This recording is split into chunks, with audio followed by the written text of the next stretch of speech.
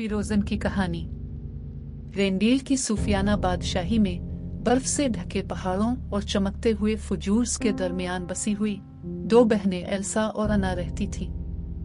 Elsa बड़ी बहन के पास एक जादुई तोहफा था। वो महज एक लम्स से बर्फ और बर्फ को जोड़ सकती थी। ताहम बचपन के एक हादसे के बाद जिसमें अना जख्मी हो गई, एल्सा ने अपने इख्तियारात छुपा लिए, इस डर से कि वो अपनी प्यारी बहन को एक बार फिर नुकसान पहुंचाएगी।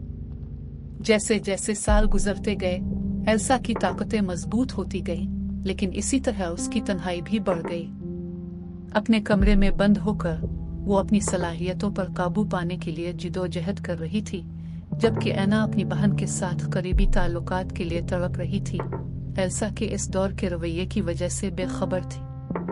मलिका के तौर पर एल्सा की ताजपोशी के दिन बादशाही जोशो खरूश से गूंज उठी, लेकिन त्योहारों के दौरान एल्सा के जज्बात काबू से बाहर हो गए और उसके इख्तियारात को पूरी अदालत में जाहिर कर दिया। किसी को तकलीफ देने से घबरा कर वो पहाड़ों में भाग गई, नादानिस्ता तौर पर रेंडील को अबदी सर्दियों में गर्क कर दिया। अपनी बहन को वापस लाने और उनकी बादशाही को बचाने के लिए पुरज़्म ऐना ने एक खतरनाक सफर का आगाज किया। इसके साथ कर्स्टोफ नामी बर्फ की कटाई करने वाला, इसका वफादार कुतबी हिरन सवैन और ओलाफ नामी एक मिजाहिया सुनोमैन था, जो एल्सा के जादू से जिंदा हुआ। जैसे ही वो बर्फीले ब्याबान में दाखिल हुए, ऐना और उसके साथियों को शदीद बर्फानी तूफानों से लेकर खौफनाक भेड़ियों तक गद्दाराना रुकावटों का सामना करना पड़ा। रास्ते में अना ने एल्सा की ताकतों और मुंजमद दिल को पिघलाने में मोहब्बत की अहमियत के बारे में हकीकत को दरियाफ्त किया। दरियासना जुर्म और खौफ से बोझल एल्सा ने शुमाली पहाड़ के ऊपर सुकून तलाश किया, जहां उसने बर्फ का एक शानदार महल तामीर किया। लेकिन जैसे जैसे इसकी ताकतें बढ़ती गईं, उसने नादानिस्ता तौर पर एरेंडील को मजीद खतरे में डाल दिया, इस तबाही से बेखबर कि इसका जादू टूट रहा था। जैसे ही अना अपनी बहन के करीब आती गई, इसका सामना एक बार फिर एल्सा से हुआ, इससे वापस आने और अबदी सर्दियों को खत्म करने की इल्तिजा की।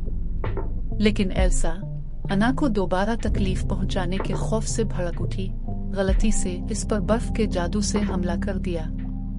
वक्त के खिलाफ दौड़ में अना की सच्ची मोहब्बत के बेलोस अमल ने एल्सा को बचाने के लिए अपने आप को कुर्बान करना में इसके मुंजमद दिल को पिघला दिया और अबदी सरमा की लानत को तोड़ दिया। अपनी बहन की मोहब्बत का मुशाहिदा करते हुए एल्सा ने महसूस किया कि मोहब्बत खौफ नहीं, इसके इख्तियारात को कंट्रोल करने की किलीद है।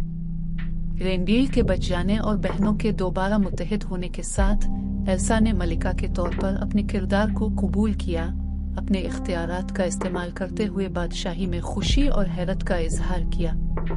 और जैसे ही बर्फ पिघल गई और बहार आरेंडील में वापस आई, एल्सा और अना एक साथ खड़े थे, पहले से कहीं ज्यादा मजबूत, उनका रिश्ता बर्फ की तरह अटूट।